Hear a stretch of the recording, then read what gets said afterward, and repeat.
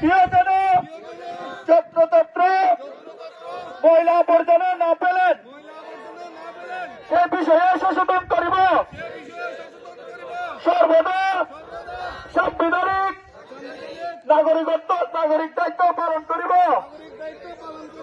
দেশের প্রচলিত আইন মানিয়া চলিব। হে প্রভু আমাকে শক্তি দিন, আমি যেন দেশের সেবা করিতে পারি এবং বাংলাদেশকে একটি পরিচ্ছন্ন শক্তিশালী ও আদর্শ রাষ্ট্র হিসাবে গড়িয়ে তুলতে পারি।